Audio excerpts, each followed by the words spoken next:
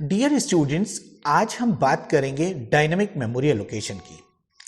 Dynamic memory allocation क्या होता है उसके समझाने से पहले मैं बात करूंगा कि अब तक जैसे इंट एक वेरिएबल डिक्लेयर किया, उसके लिए 4 बाइट की या 2 बाइट की मेमोरी के लिए एलोकेट हुई, फ्लोट एक वेरिएबल डिक्लेयर किया, ऐसे करके मेमोरी एलोकेट होती है। वो जो मेमोरी एलोकेट होती थी वो टेम्परेरी होती थी। मैंने फाइल मैनेजमेंट सिस्टम सिखाया, उसमें वो परमानेंट भी हुई। ये सब मैंने सिखा दिया। अब क्वेश्चन ये है कि एक ऐसा केस भी आता है जहां हम एक जगह पे आके फेल होते हैं। वो फेल क्या होता है? मान लेते हैं एक एरे की बात करें तो एरे के लिए एक मेमोरी एलोकेट होती है और हमने उसमें बताया मेमोरी एलोकेशन होता है कॉन्टिन्यूअस। लेकिन एक और चीज बतानी थी कि उसके लिए जब एलिमेंट्स की संख्या फिक्स कर दी जाती है तभी मेमोरी एलोकेट होती है। यानी कि एरे जो सी लैंग्वेज के अंदर होता है वो हमेशा स्टैटिक होता है। और स्टैटिक का मतलब होता है कि साइज पहले से फिट करके रखना पड़ता है, सेट करके चलना पड़ता है। अगर साइज सेट कर देंगे तो क्या होगा? वो मेमोरी एलोकेट होगी, नहीं तो कंपाइलर उस मेमोरी को एलोकेट नहीं करता। सपोज करते हैं एक क्वेश्चन लेते हैं, जैसे कि मैंने बोर्ड पे लिखा हुआ है। इस समय पे बोर्ड पे ये जो समझाने की कोशिश कर रहा हूं उसमें पहली बात यही है कि array in C language is static.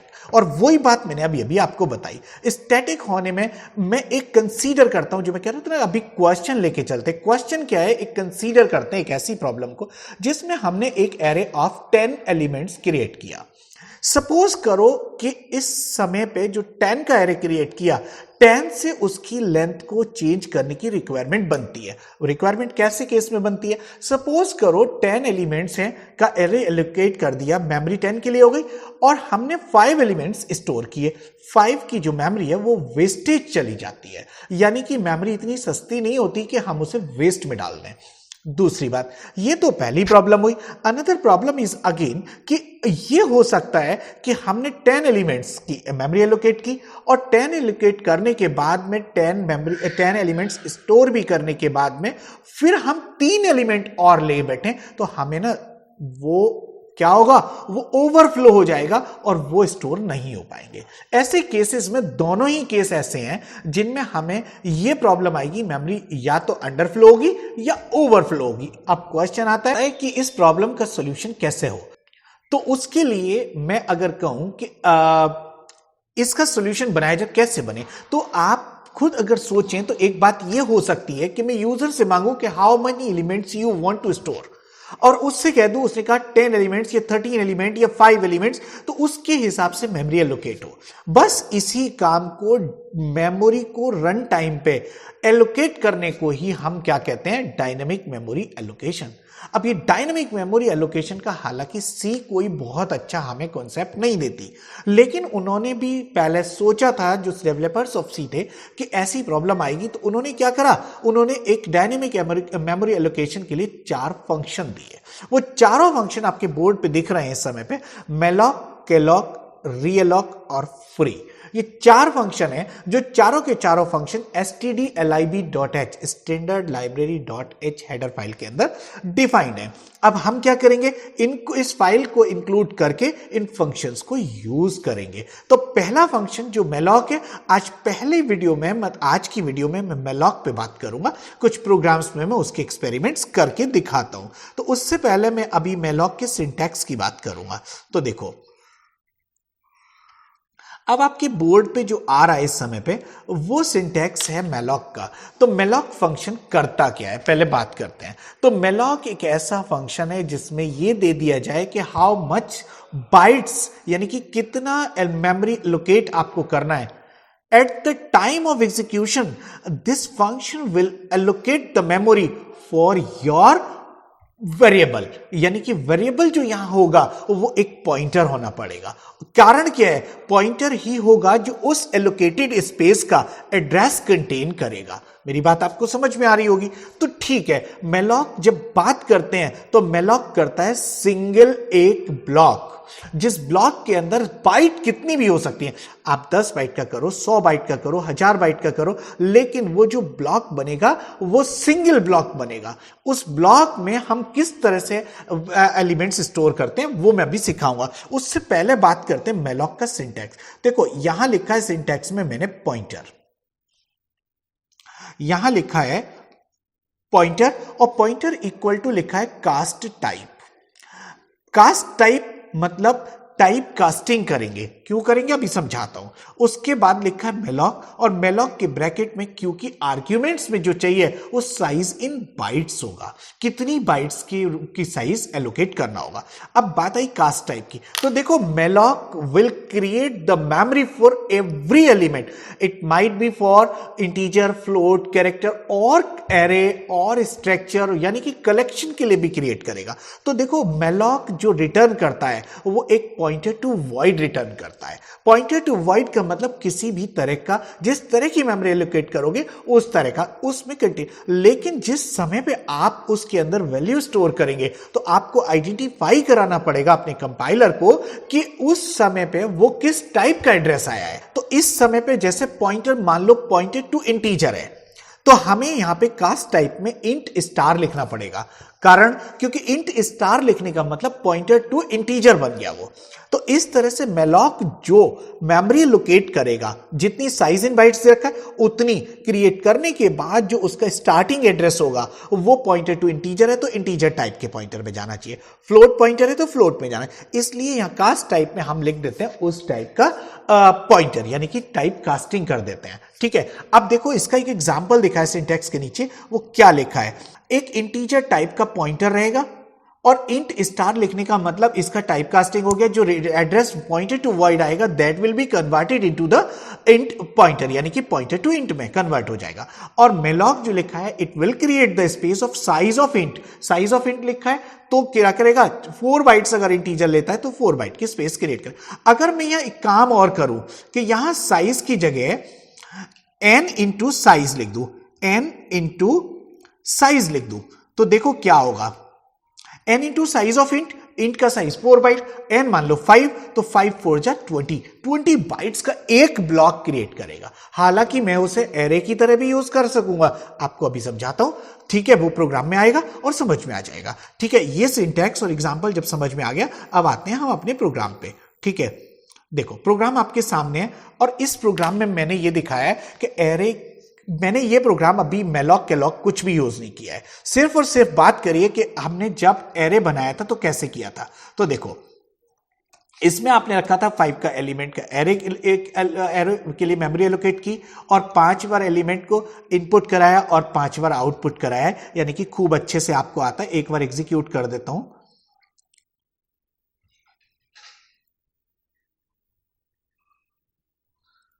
1 1 2 2 3 3 4 4 5 5। ठीक है, ये सही चल रहा है, ये तो एरे था तो सही चलता ही, ठीक सी बात है।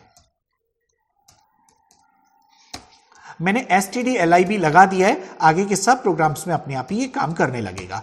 देखो अब स्क्रीन पे दूसरा प्रोग्राम आप देख रहे हो, इसमें मैं दिखाऊंगा कि सिंगल एलिमेंट के लिए कैसे मेमोरी एलोकेट होती है और फिर मैं इसको आगे बढ़ाता हुआ चला जाऊंगा। तो देखो सबसे पहले ये क्या है, ELM मैंने पॉइंटर टू इंटीजर बनाया है। इसका काम क्या होगा कि इसमें एड्रेस आएगा, मेलॉक से क्रिएट कराऊंगा और उसमें मैं एलिमेंट स्टोर करके दिखाऊंगा। तो देखो ELM इक्वल टू, मैंने वो सिंटैक्स जो अभी आपको बोर्ड पे दिखाया था, अब मैं अपनी IDE पे दिखा रहा हूं, जिसमें इंट स्टार लिखा है क्योंकि ELM का स्टार पॉइंटर है, पॉइंटर टू इंट है, तो इंट स्टार मतलब पॉइंटर टू इंटीजर में कन्वर्ट करा। मेलॉक के अंदर लिखा साइज ऑफ इंट, इंट का साइज जितना भी होगा 4 बाइट 2 बाइट जितना भी, वो क्या करेगा क्रिएट करेगा और उसका एड्रेस ELM में स्टोर कर देगा। अब मैंने कहा printf एंटर द एलिमेंट, जो आप एलिमेंट डालेंगे वो %d के थ्रू LM पे आएगा। अब LM के आगे मैंने M% क्यों ना लगाया, क्योंकि खुद अपने आप में एड्रेस है तो लगाते ही नहीं, M% तो एड्रेस के लिए लगाते हैं और M% यहां पे लगाना ही नहीं था, इसलिए अब जो LM के एड्रेस में जो चीज आ जाएगी वो क्या होगी, एस्टेरिस्क LM से प्रिंट हो जाएगी। अब मैं प्रोग्राम को एग्जीक्यूट करके दिखाता हूं, मैंने यहां डाला 122, ठीक है, और एंटर किया, आराम से दिखा। मतलब यहां पे वेरिएबल का यूज नहीं हुआ बल्कि पॉइंटर टू इंट का। अच्छा, ये इंट n और i जो लिखे हैं ये भी इनकी कोई जरूरत नहीं है, सिर्फ एक पॉइंटर की जरूरत है और वो आपको दिखाई दिया कैसे पॉइंटर में मैंने स्पेस बनाई और स्पेस बनाने के बाद में मैंने क्या किया, उसके अंदर वैल्यू स्टोर कर दी। ये तो था मेरा पहला प्रोग्राम जो एक ब्लॉक एलोकेट करता है। अब मैं इसमें साइज का मल्टीप्लाई करके तैयार करता हूं। देखो इसमें ना एक एरे का जो मैंने अभी प्रोग्राम दिखाया उसको कन्वर्ट करके दिखाना है मुझे यहां पे। तो देखो उसमें क्या करा था हमने, एक तो ARR जो वहां एरे था, यहां मैंने पॉइंटर बनाया। PT पॉइंटर अभी मैं बाद में बात करूंगा क्यों बनाया गया है। N और I, N number of elements के लिए और I एक लूप चलाने के लिए है। तो नंबर ऑफ एलिमेंट्स आपने यूजर से मांगे, उसने जितने भी डाले n into size of int, दिख रहा है आपको। तो देखो ये जो दिख रहा है n into size of int, integer type के कितने एलिमेंट्स स्टोर करने, मतलब एक एरे जनरेट हो रहा है। और एरे क्या, डायनामिकली जनरेट हो रहा है। एरे नहीं है, पॉइंटर है, लेकिन फिर भी एरे का काम करेगा, ठीक है। और फिर मैंने ये जो लाइन लिखी है, ये इसलिए लिखी है क्योंकि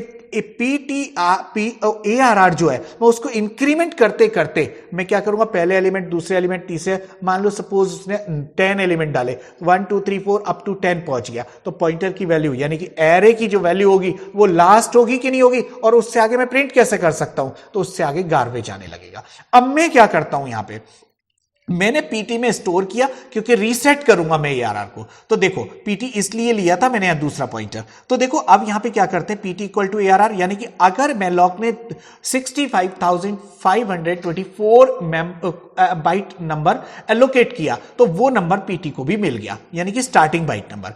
अब क्या है, नंबर ऑफ एलिमेंट्स जितने उसने कहा है उतने मैं यूजर से ले लेता हूं, एंटर द एलिमेंट के थ्रू। ARR प्लस प्लस कर रहा हूं क्योंकि एरे का अगला एलिमेंट प्लस प्लस करने पे आता है, मैंने खूब सिखाया है पॉइंटर वर्सेस एरे में, ठीक है। अब इसके बाद क्या करा, एरे इक्वल टू PT। अब मैंने रीसेट कर दिया क्योंकि PT जो मैंने स्टार्टिंग एड्रेस लिया था, ARR पीछे पहुंच चुका है, तो क्या किया मैंने, ARR को PT बना दिया। अब क्या हुआ, एलिमेंट्स प्रिंट कर दिए और स्टार ARR प्लस प्लस यानी कि उस एड्रेस पे रखे हुए एलिमेंट को प्रिंट करेगा और आगे बढ़ जाएगा। तो देखो ये एरे का काम भी करने लगा।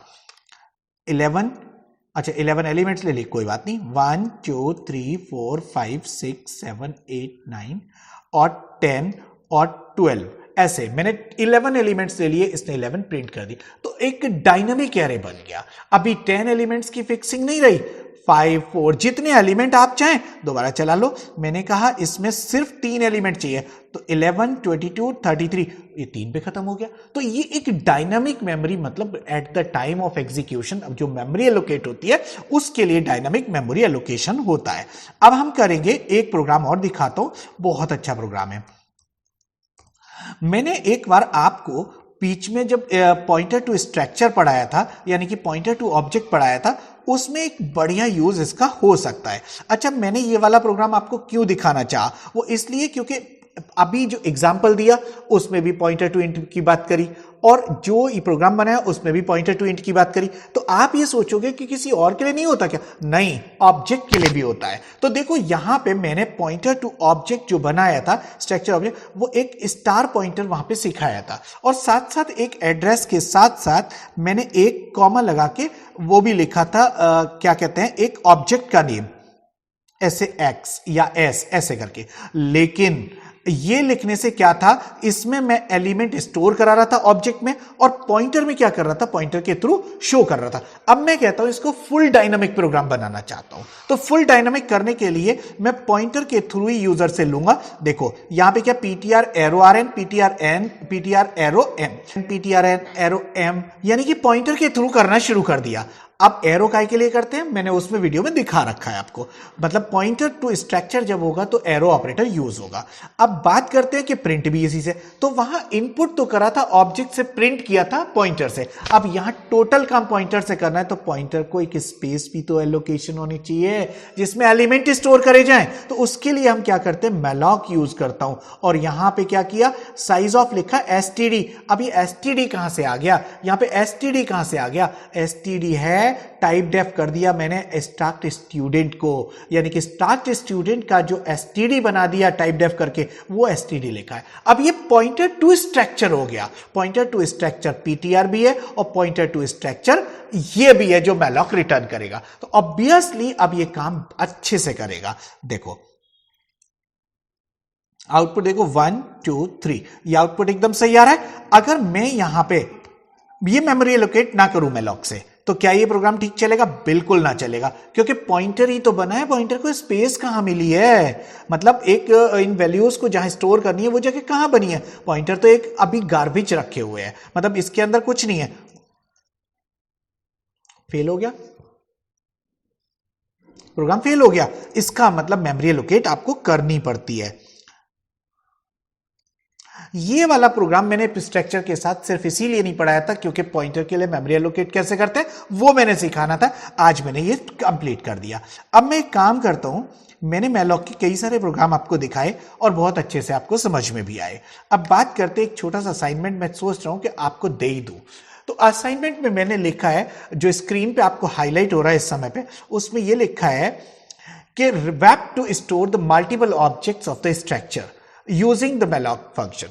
अभी हमने एक एरे के एलिमेंट्स स्टोर करे, तो क्यों ना स्ट्रक्चर का भी एक एरे बन जाए। जो स्ट्रक्चर का एरे मैंने पढ़ाया उसके लिए डायनामिकली मेमोरी एलोकेट करो कि कितने स्टोर करना चाहते हो, उतने फिर एलिमेंट्स को, उतने ऑब्जेक्ट्स के लिए उतने वेरिएबल्स को स्टोर करो। ये आप बना के देखना, नहीं होगा तो मैं कल अपनी वीडियो में लेके आऊंगा।